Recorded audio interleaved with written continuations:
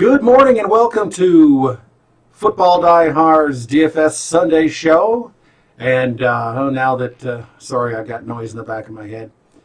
And I'm here with the popular and talented Jason Brady and me, the old man of fantasy, Emil Kadlec. How you doing, Jason? I'm doing pretty good. Looking forward to this week. A lot of injury news has came out the past couple of days. I can't wait to talk about it and can't wait to win some money today. Cool. Let me do a couple quick things here. I need to make sure I've got your volume up. I apologize. Trying new things today, and of course, they're taking time. All right, you want to start with the quarterbacks?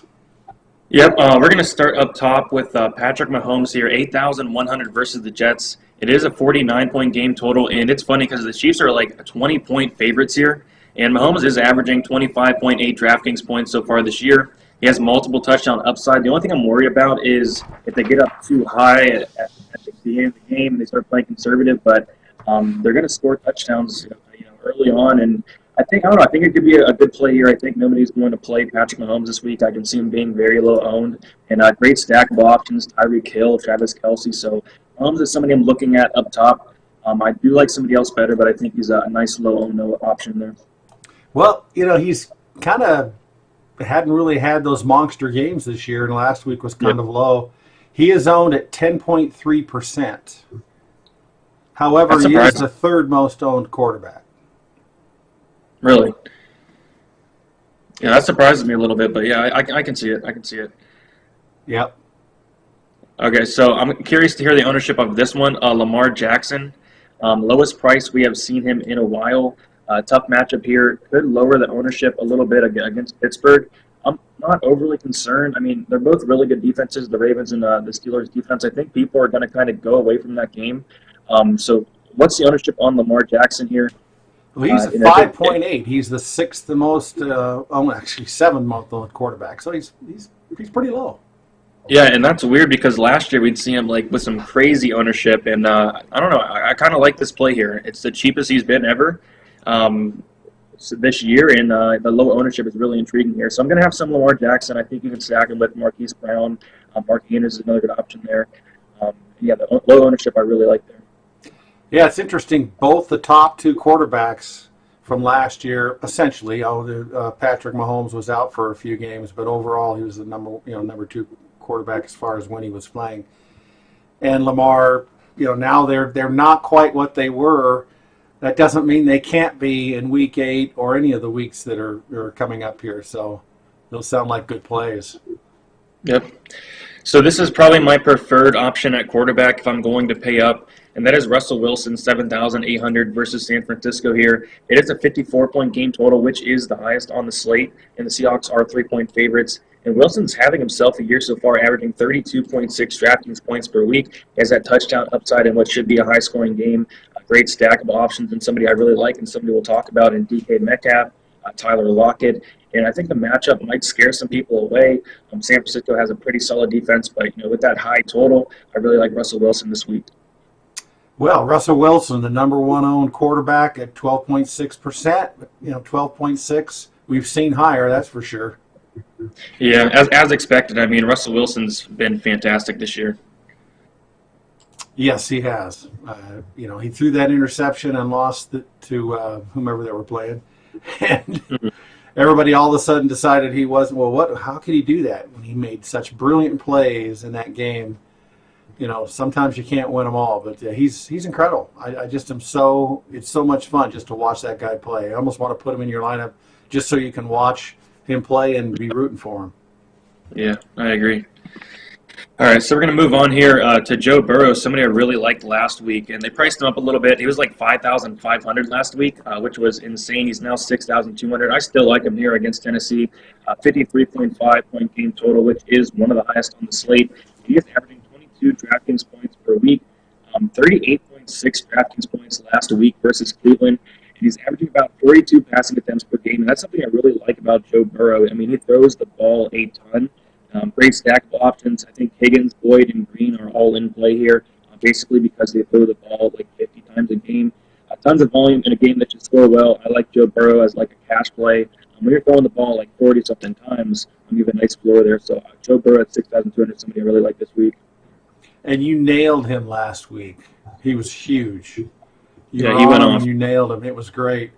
I just can't believe this rookie is doing these things. It's really incredible. Tough matchup, but still at a fairly low. He's an 8.4% owned. He's the fourth owned quarterback. So people are on to him somewhat. Yeah, not bad. So I'm curious to hear the ownership of this next play here. And there are some weather concerns in Cleveland, I believe. So make sure you guys check out the weather before the game starts because it looks like it's going to be bad there. I heard like 40-mile-per-hour gusts or something like rain and all that. So make sure you check that. But Derek Carr, 5,500 versus Cleveland here. It is a 52.5-point game total. Raiders are 2.5-point underdogs. And he's just way too cheap at 5,500. And you brought him up last week, I believe, and he did fairly well last week also. And he is averaging 21.1 DraftKings points per week, so I don't really understand this price point. It's not like he's been bad at all this year. Only 2 interceptions, but 211 passing attempts, so he's been great. I mean, stackable with somebody I really like this week, and Darren Waller. I love the matchup against Cleveland, which should be a really high-scoring game here, and Cleveland's pass defense is not great at all this year, so Derek Carr, if the weather's looking decent, I'm probably going to have a decent amount of him here. Yeah, 3.9%, fairly low. You know, weather is an issue if the wind gets high enough. I mean, rain's not a big deal, but you get that wind, and it's a real problem. But maybe he'll throw short passes to some of the tight ends or whatnot, but we don't know. But yeah, and last week he did okay. He didn't do what I wanted, but he had a good situation. I think he scored about 21 fantasy points. Not bad, but it was okay considering his salary. But hopefully he'll have a bigger game today. It'd be nice. I like it. And then finally, the last quarterback I do want to talk about, another punt quarterback, and that is Jimmy Garoppolo. 5,400 versus Seattle here. The 49ers are 3-point underdogs with the highest point total on the slate here. The Seahawks are ranked 32nd in DraftKings points given up to quarterbacks dead last in the league. Nice stackable options with somebody I really like in Kittle or Ayuk. Fantastic run-back options as well with Metcalf and Lockett being my favorite ones there. And they're missing a lot of guys in the running game. Could lead to more passing here. A touchdown upside of what should be a high-scoring game. And I know it's not the, he's all right. He's an all right quarterback, but I really like the matchup here. I really like the salary. I think he can do decent this week. 6.9% owned. He's a little bit higher than Carr, a little bit over Jackson. With so many running backs out, and Coleman may be playing this week, and Hasty, perhaps maybe they will throw more than they have been. So that sounds like a good play. Yeah, it does. I mean, Jimmy Garoppolo, he does all right, but I really like the matchup, so hopefully he can get it going this week. Sounds good. All right, so moving into running backs here, we have Alvin Kamara. Wait a minute, let me interrupt you. What do you think about Tua? I've seen people who want to play him. Yeah. You think that's a little too risky? 5,600. I mean, Derek Carr is in that range. I think you could, if you want to take a shot on him. I just kind of want to see him play first, The matchup's okay against the Rams. I'm just going to sit back and see how he does at first. But I know what you mean. I like doing that too. And sometimes, maybe you could try him in one league or something just to see. But this guy's never played in the NFL. Mm-hmm. But there has been quarterbacks this year that are rookies that have done that, and he is a running quarterback. Soon they want to let him run the first time out after all the hip issues. But anyway, that's a very curious situation there with Tua. Yeah, I mean, maybe put him in a lineup. I think he'll be low owned. I'm not sure about the ownership, but I'm assuming. He's at 1.9%. He's one of the lowest owned quarterbacks. Yeah, so you never know. Maybe he can go off and have a really good start to his career. So we'll see for sure. Sounds good. All right, so moving into the running backs here, up top, and at the beginning of the week, there was no value at all at running back. It looked like, but there's been so much stuff that opened up over the past couple of days. So I think that's going to. At first, I was just going to go up and plug in Kamara, but now I think there's some better options for some value down low. But Alvin Kamara here, 8,200 versus Chicago, 43.5-point game total, which is, I believe, the second lowest projected score on the slate. Saints are 4-point favorites, averaging DraftKings points per week. And it is a tough matchup here against Chicago, but should be in for a lot of volume as always. Best running back floor, the better running back floor of a guy like Derrick Henry, who's not going to go out there and catch passes. He did have 22 touches last week, catching 8 balls, and should be good for around 20 touches here as well. And I like Kamara, especially on DraftKings, because he's going to catch anywhere from like 5 to 10 balls on any given week. So I like Kamara. I think there's some better value. The matchup kind of scares me away, but I'm assuming he's going to be really high owned as well. Well, he is high. Kamara is 17% owned, the third most running back owned here this week in Week 8. So he's up there. Yeah. What I'm kind of worried about is Chicago kind of did a really good job at not letting Mike Davis catch a ton of balls. I think they held him to like Mike Davis like 1 reception. I don't know if they're going to stop Kamara, but I don't know. It's something to think about there. That is something to think about. And they don't, New Orleans doesn't have Thomas again. Yes. So they need to throw the ball to Kamara. So they need to find a solution for that Chicago defense. Mm-hmm. All right, so this is another good play here. Derrick Henry, 8,000 versus Cincinnati, 53.5 point game total, and the Titans are 5.5 favorites here. I love the matchup here for Henry against the Bengals here. Lower floor than Kamara, but still he has a really good ceiling here. Has that 100-plus yard upside on any given week here, multiple touchdown upside in a game that should score high. And the Titans should be ahead in theory, and that's kind of where you want to play Derrick Henry. You don't want to play him when they're underdogs in a game. You don't want to play them when they're when they're trailing in a game. You want to play them when they're out ahead. So I like Derrick Henry. I like him at 8,000 versus Cincinnati. I think he'll be fairly owned as well. Tied for number 1 with Kareem Hunt at 24.6. 24.6? Yeah, he's up there. Wow. That is high on. That's high. Yes. Okay, we'll get into the next one here. I think this is going to be a nice option to kind of get off of the Derrick Henry ownership for the Alvin Kamara ownership. And I believe he's active. I'm not 100% sure. Dalvin Cook, he's playing, right? Pardon? I believe he is. Cook is supposed to be playing. Cook right now is considered fully being able to play today. Okay, awesome. So, Cook at 7,500 versus Green Bay here.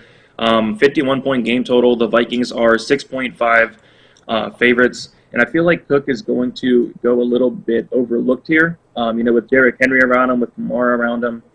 Could be a nice pivot off of the Henry and Kamara chalk.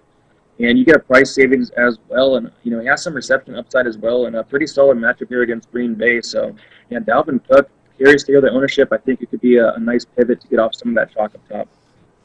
Yeah, let me look him up. I was looking at somebody else here.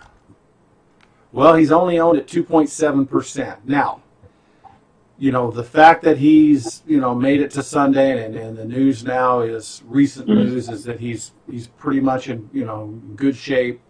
That number could go up a little bit, over the next few hours here before kickoff time. Yeah, for sure. But regardless, that's, they're going to be lower owned than, Kamara, Henry. It'd be a nice Definitely. Oh, wait a minute. I was on the wrong screen. I apologize. No, you're good. Let me re-say that. He's 10.3%. Okay, still pretty good there. Yeah, definitely a lot lower. Yeah. Sorry. All right. So next we have Kareem Hunt, and like you mentioned, the highest owned, projected owned player on the slate here versus the Raiders. 52.5 point game total. The Browns are 2.5 favorites here. 21 touches last week versus Cincinnati, scoring 19.2 DraftKings points. And what I liked about Hunt and what I like about him, he was on the field for 90% of the Browns' offensive snaps last week. He's going to get the majority of the touches this week as well, and a great matchup versus the Raiders, who cannot stop the run. Our Raiders are 31st in DraftKings points given up to running back so far.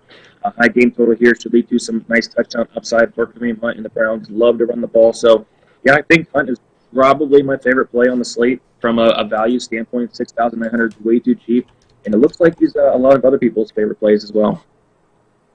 Yeah. It's a great opportunity for him. He really wants to show himself. Hopefully he's been a little injured 2 weeks ago. He kind of didn't play that well. They got smoked by Pittsburgh. He can have some big games. He's a guy who can have some big games. He did score 24 points against Cincinnati in week 2. I'm not sure what his ceiling is because he really, even with, as the number 1 running back, he hasn't really hit a high ceiling. So, but hopefully he can get into the 20s at least. I would hope today. Yeah, I think fantasy points wise. Yeah, this could be a game to do it for sure against the Raiders. Definitely, sounds good. All right, so this kind of opened up over the past couple days, and Jamal Williams 6,100 versus Minnesota, 51-point game total. Aaron Jones, I believe, is out, and he did have a great week last week, scoring 21.4 DraftKings points and 23 touches as well. And I love the matchup here versus Minnesota. A very poor defense, which should be a high-scoring game. Pretty solid touchdown upside as well. So, yeah, Jamal Williams, he was very high owned last week and for good reason. They priced him up, I think, like a decent amount. I think it was like 4,500. Yeah, he was real cheap last week. Yeah, and now they priced him to like 6,100, but I'm still going to play him here. I think there's a ton of upside. He was actually 4,000 last week, so a 2,100 price jump here. But I still like him. Hopefully that lowers his ownership, but I have a feeling he's going to be a little bit high on here. 11.3. He's about the 7th running back owned. It's not as bad as I thought, so that's not bad. Okay. Yeah, it's hard to tell. That's a lot more. Obviously, they adjusted it. I mean, he played well. Jones is completely out, so he's the guy.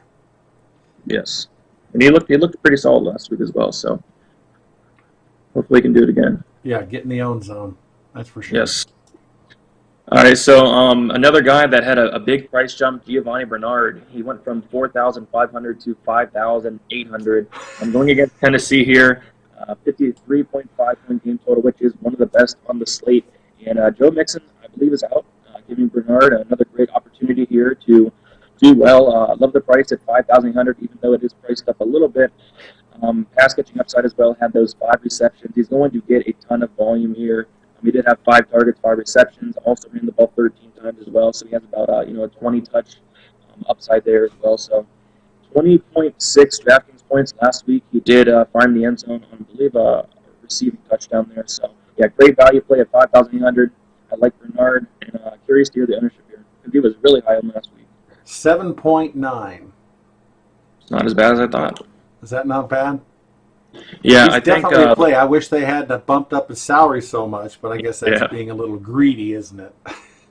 Yeah, I think the bump in salary is scaring some people off.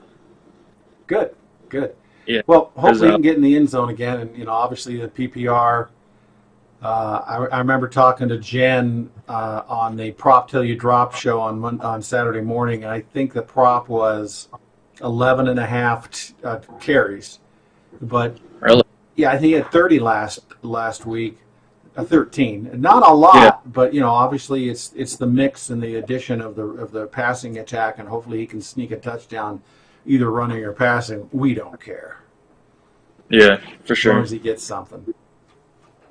All right, so this next play is kind of weird. I don't know what to do with this backfield, and we're going to talk about Hasty here at 5,000. And I don't know, is Coleman playing? Is it? My understanding is he will play. He will play. Okay, so that doesn't make Hasty as good as a play. And McKinnon, they said he had like tired legs over the week. Did you see that? How do you have tired legs in the NFL? He's battling tired legs. Yeah, that is. I'm not sure how to take that. Yeah, so since Coleman's playing, I'm probably going to stay away from that backfield in general. It seems kind of like a mess. Do you know the ownership on Hasty right now? 3.2%. Okay, yeah. So I'm probably going to stay away there. What is he, 5,000? Yeah, he's 5,000. The price is intriguing, but since Coleman's playing, it doesn't really make him as good as a play as he would be if he wasn't playing. So. Yeah, that's too bad. That would be a fun play. Yeah. Coleman has been out for a while. So even if he does play, of course, we've seen, San Francisco's turning into the Belichick of the NFL, and we just don't know what they're going to do.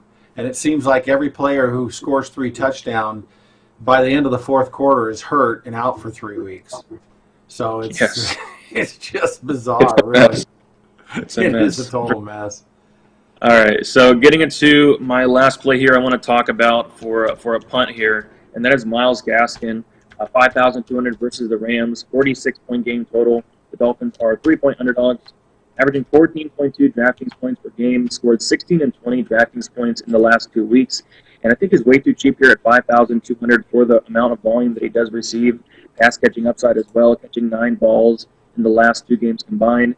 An okay matchup here against this Rams run defense, and has got 20 touches at least in his last 2 games here. So Gaston's interesting. I'm curious, like since Tua's playing and it's his first game, maybe they'll lean on the run a little bit more, take some of that pressure off of Tua. So 5,200 is not a bad look for Gaston there. Yeah, he's at 10.8% owned. You know, up there a little bit, depending on how your perspective is. Yeah, the thing I worry about Tua is what if they run Tua at the goal line and take Haskin. You know, just saying. We don't know yet. That's the great unknown of a rookie quarterback in his first start, and that would be a concern. But Gaston has been very productive and a very good floor. Yes. You know, he's definitely a guy who hasn't had bad weeks. So that sounds like a good one. Yes. So that's all for me for running backs. Do you have anybody you want to throw out there? I don't have anybody this week. It's unfortunately I've been scratching my head and I haven't really come up with those. I know I've all of a sudden had a couple of weeks where I pulled a rabbit out of my hat. Yes. Maybe in the next 20 minutes I'll think of something will pop out. But right now I'm just don't feel anything right now. I just don't have a feel for it, which sounds kind of spooky. It is Halloween weekend, so I can act mysterious. I should have a hat on, a wizard hat. Yes. All right, so we're going to get into wide receivers now. And up top, this is, someone who went off last week, Davante Adams, 8,800 versus Minnesota here. 51-point game total here. The Packers are 6.5 favorites. And he did have that monster game last week, scoring 47.6 DraftKings points. Fantastic matchup here against the Vikings. And he did play the Vikings earlier in the year. I believe it was game 1. And he scored 44.6 DraftKings points. And I'm not saying he's going to do that, but I do think he has a extremely high ceiling here. Really high upside, really high target upside as well. He has 15-plus target upside on any given week. A big threat to score in the end zone as well. I love him in cash if you can go up and get him. I love him in tournaments. The problem is the price, but with all the value opening up down at running back, I'm probably going to go up and get Adams in my cash games. Yeah, what a great game. In one of my DFSs, we had some pretty nice lineups, but I decided as my extra player to go with Hopkins for Arizona instead of Davante Adams in about 3 of my $1 bets. And, of course, that got me. I lost those. Last week was a week where you had to have a big score, even in cash. It was just a huge game for so many players. But yeah, he's the number one owned wide receiver. Davante Adams is the number one owned wide receiver, 25.5%. So, whoa, we're on him. $8,800. They're on him. It's just such a one dimension. Especially you got Aaron Jones out. Yes. Nobody's stepped up, and Lazar is still out. And Lazar is really the guy who's the only guy who stepped up. So, he's the offense. The only problem we have is will he break? Will they break him in the middle of the game because they've been giving him so much, targets? Yeah. So we're going to go to the next play here, and we have DK Metcalf, 7,500 versus San Francisco, 54-point game total here, which is the highest on the slate. And Lockett had himself a game last week, and I do think that Lockett performance can definitely lower the ownership here on Metcalf. And Lockett is actually still cheaper than Metcalf as well after that game. So I do think that's going to lower the ownership here. And I'm going right back to Metcalf here against San Francisco. Touchdown upside, 5 touchdowns on the year. And last week was actually his lowest target game with only 5 targets. I don't expect that again. I do expect a huge bounce back here with some hopefully decently a low ownership as well. And I just love this as the tournament play. Probably want to go there in cash, but in tournaments, I like it. I like the Russell Wilson stack as well. Well, surprisingly, Lockett is at 16%, the 5th most owned wide receiver, and Metcalf is the 4th most owned wide receiver at 19.6%. Wow. So I got this feeling, we like to try and Metcalf's been the guy before last week. So, I think everybody's thinking he's going to come back and being the most productive wide receiver there in Seattle. So he's a little bit above him in percentage. Wow. Yeah, despite that's the crazy. $400 larger salary. People are smart. People are catching on there. Well, I thought I was trying to be especially in good with that. Yeah. GPP, you gotta zing zang or whatever it's called. There's a word for it. Yeah. All right. So this play is, I'm guessing it's going to be like the second highest owned play on the whole slate, and that is Keenan Allen, 6,200 versus Denver, 44.5 point game total, which I believe is like the third lowest on the slate here. Chargers are 3-point favorites and way too cheap at 6,200. I really don't understand this price at all. 63 targets in 6 games, and he was injured in one of those games also. So I do love this Herbert to Allen connection. Fantastic floor with some tournament upside as well. This is probably a must-have in cash at that price, I'd assume. And not the best matchup for Keenan Allen here, but easy 10-plus target upside here for Allen. So give me Keenan Allen, 6,200. Curious here, the ownership is probably really high. You are absolutely right. Your prediction came true. Keenan Allen, the number 2 owned wide receiver at 22.4%. Not far As expected, yeah. behind Devontae Adams. Yeah, that price is insane. 6,200. Is that a good price? Yeah, it's way too cheap. That's all right, cool. So yes, getting into the next play here, and was really high on this play last week, and it worked out really good. Deontay Johnson, 5,500, going against Baltimore here, and I think the matchup is not the best, but I still think he can succeed here. And last week he was 4,200. They priced him up now to 5,500. So big price jump here. And last week, 15 targets, 9 receptions, 29 DraftKings points, 2 touchdowns. He had himself a game. I do think he has that upside as well. Ben Roethlisberger really likes this guy. Whenever he's been healthy, he's been getting a ton of targets and doing really well. So I'm going to go back to him here.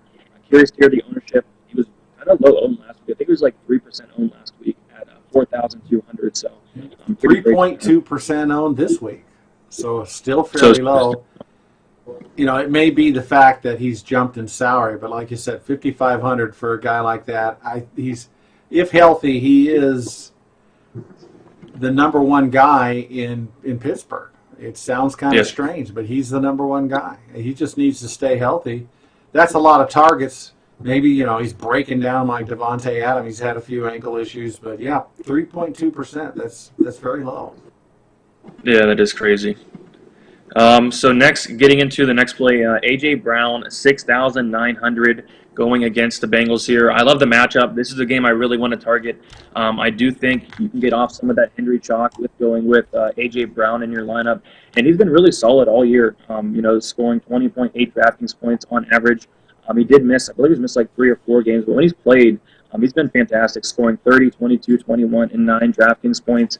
I'm getting a decent amount of targets, 8, 7, and 9, and 8 targets per game as well. I really like A.J. Brown. I really like attacking this game. I think the price is fine at 6,900, and I love the matchup here. Yeah, he's the 6th owned wide receiver at 13.4%. Not bad. Not surprising. I mean, a monster game in Week 7. That big long pass catch, he had monster numbers. You know so it doesn't surprise me people are on him despite any matchup. He missed a game this week, but it's pretty standard right now. They're giving him a day off, so he should be fine to go today. I like this guy at the beginning of the season. He had the injury, so not time to take advantage of A.J. Brown is now. Yep. All right, so next we have a very interesting play here, and that is Brandon Ayuk, 5,800 versus Seattle, and that is the highest point total on the slate here with 54. And he is averaging 12.7 DraftKings points this year so far, and he's averaging a little over 5 targets a game. I love this matchup here versus Seattle, who is actually ranked 32nd in DraftKings points given up to wide receivers. Pretty bad defense in Seattle, so I really like the 49ers to come out here and throw the ball quite a bit, and I think Ayuk's going to get a bunch of receptions here with Deebo Samuel being out. I think it's going to give him a lot more opportunity. It's either going to be Kittle, it's going to be or it's going to be Ayuk, and I think Bourne can get some action as well. But you really can't ask for a better matchup here for Brandon Ayuk against the Seattle defense. Yeah, definitely 12% owned, and he's fairly high up there, just below A.J. Brown in ownership for wide receivers. So not bad. Well, he had a huge game last week too, so I'm not surprised that he's up a little bit. But Nice Yeah. play, definitely. And, and they're down on, they've got lost running backs. They love to run. Coleman's back, and, you got Hasty, who's new. But, I think that they definitely want to, I think there's a good opportunity to have a good passing game today for San Francisco. Yep. Today's the day to do it against the Seattle defense. Definitely. All right, so next we have some value here at wide receiver. First one I want to talk about is A.J. Green, 4,500 versus Tennessee. Decent point total here at 53.5.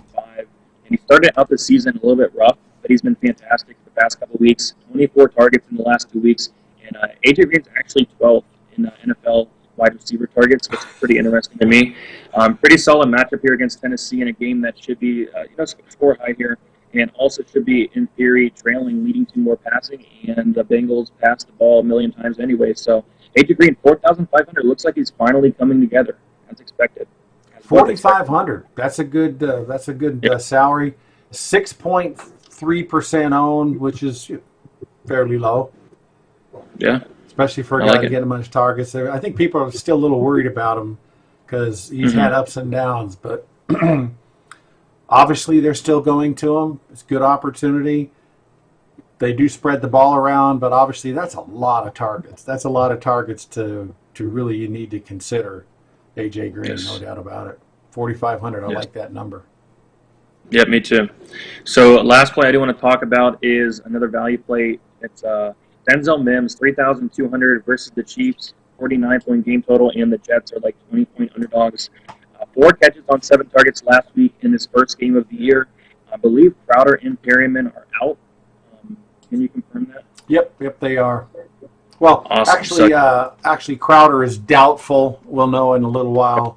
But when somebody is doubtful, they're typically out. So I think it's a good. I think you could assume, that he's going to be out.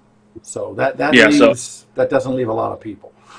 It doesn't leave a lot of people, indeed. So it's going to put Mims right into that wide receiver 1 role at 3,200. So the Jets should be down. I mean, they're 20-point underdogs, leading to more passing attempts, possible garbage time upside as well. I'm really curious to hear the ownership. I hope it's low-owned play here. I would love to get him at low ownership. Yeah, let me take a quick look here. I was off looking at other things. Come on. Sorry. You're good. It's all right. Here we are. He's 5% owned. It's not bad. That's not bad. Now, Braxton Burris is 2.3% owned. He actually has a higher salary of 3,500. Another guy to think about there. They've kind of gone away from the tight ends for some reason, and so these are good potential plays. I like Mims. He got, I think it was four catches last week. I forget exactly, but for a rookie, I think that may have been his first game because he's been out.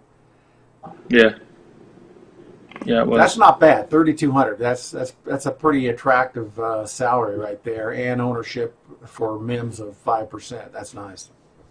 Yeah, I like it.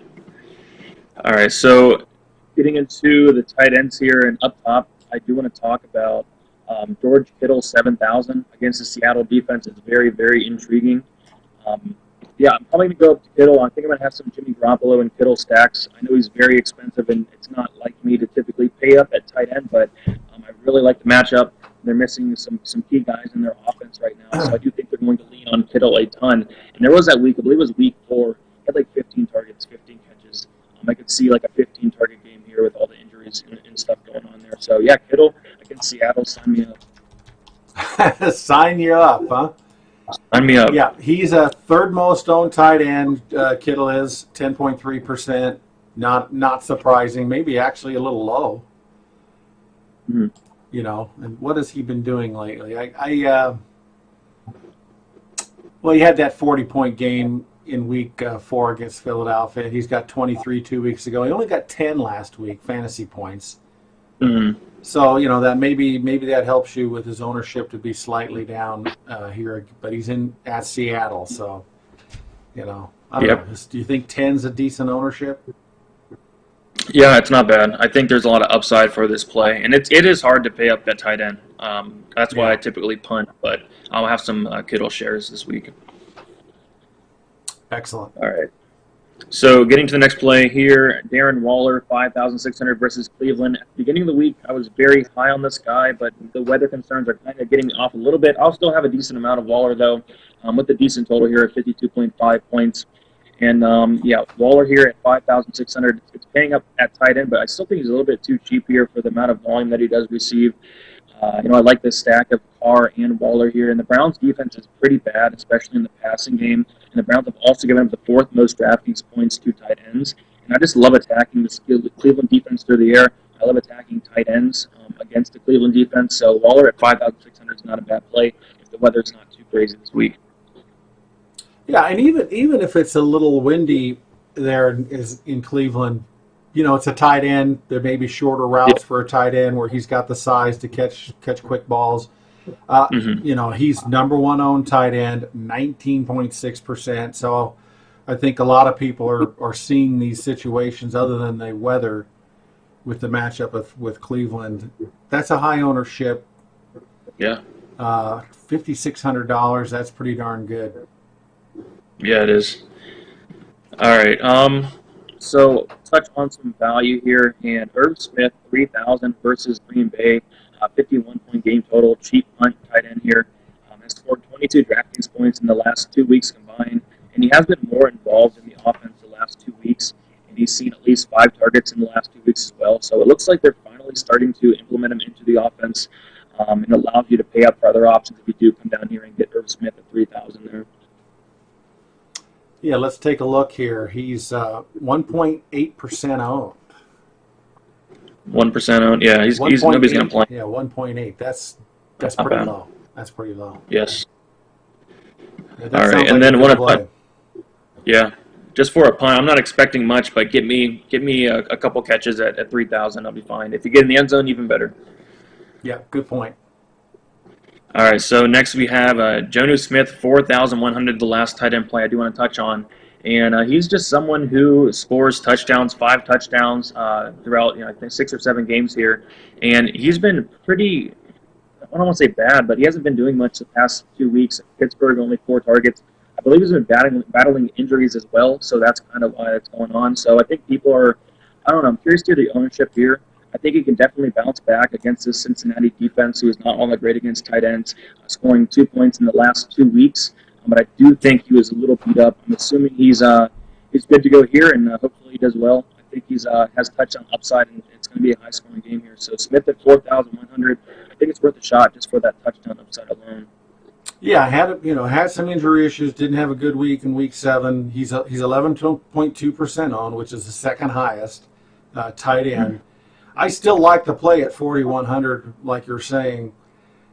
I think it's a good bounce back week. I think there's a good opportunity for him here. And, A.J. Brown has been healthy, so they're going to have to really be covering A.J. Brown and double covering him most of the time. So Jonnu Smith, that's an excellent play, despite the 11.2% ownership. Yeah, I mean, they priced him down, and in week 6 he was 5,200. He's 4,100 here now, so they did price him down a lot. Oh, good. Good to hear it. Perfect. Yeah. Great opportunity. All right. Yes. Okay, we'll touch on defense a little bit. Up top, you have the Chiefs' defense. If you can afford them, sure. I think they're a good play against the Jets here. 20-point favorites, so 4,500. So if I was to pay up for defense, I'd probably take the Chiefs. I think the Chargers are also fine. I'm going against Denver at 4,000. But I really like the Browns at 2,600, and it kind of seems like a weird play, but last week they gave up like 34 points, and they still scored 7 DraftKings points. Like this defense is going out there and getting sacks. They're getting turnovers. They're getting interceptions, fumbles.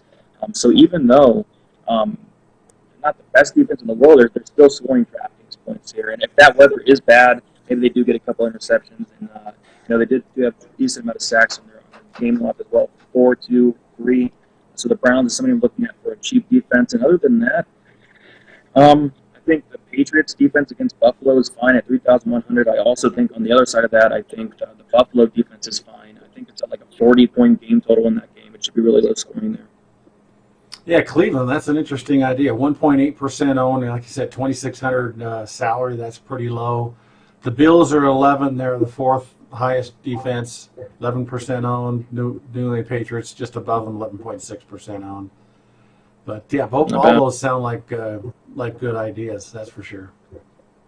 Yeah, defense is kind of tricky this week. Not many great plays, but I think the Browns are solid at that price. Typically, I like punting down, but the punts are like really, really bad this week. Yeah, maybe Like they'll the work Jets. out. Yeah, Yeah, yeah, it's back to crazy. tight ends too. We had Harrison Bryant had his coming out party last week in Week 7, and he's still at 3,200 salary. Yeah, it's not ultra low, but he's still being a good play. Hooper is still out, so if you want to take a chance, he's still a guy that makes sense. Noah Fant, I keep expecting him to have a big game, but boy, that was a mess. And that Albert O, tight end for Denver, he's been stealing a lot of targets. So it really, to me, the tight end in Denver right now is a sit back and wait. Unfortunately, I'd really like to start Noah Fant, and I just don't feel good about it. Although he is getting 4.7% ownership this week is in the tight end section. So, and Mark Andrews has been kind of slowed down. He's still Yeah. 5,800, but he's only 3.9% owned. And I know it's a hmm tough matchup, but he's their number one receiver there for Baltimore. So tough Yeah, calls. for sure. Yeah, I think Mark Andrews. I think the Ravens' offense in general could be a sneaky stack this week because of the people are going to be scared away from the Pittsburgh defense. So I might have a couple lineups with like a Lamar Jackson Andrews stack there. I think it'd be interesting to do that. Interesting. Sounds good. Yeah, they've been playing well. They're an excellent defense. Maybe we'll get ourselves a high scoring game anyway. Yeah, that's what I was thinking. Fantastic. Anything else you'd like to add? Nope. Really excited for this week. Have a lot of great plays. Hopefully they all do great for me, and hopefully they all do great for you guys as well. Yeah, let's win some money. I had a really good week last week. Hopefully continue to build off of that. Yeah, you nailed a lot of stuff last week. You had a great week, and I snuck in a play or two. And I didn't really have anything this week. Sometimes I just don't feel it, but I'm obviously an amateur. But I do know fantasy. I'm the Yeah. old man of fantasy, so I've been around a while since 1991. So Nice. sometimes I see things. Great, thank you Yeah. so much, and everybody have a great Week 7 of the NFL and DFS.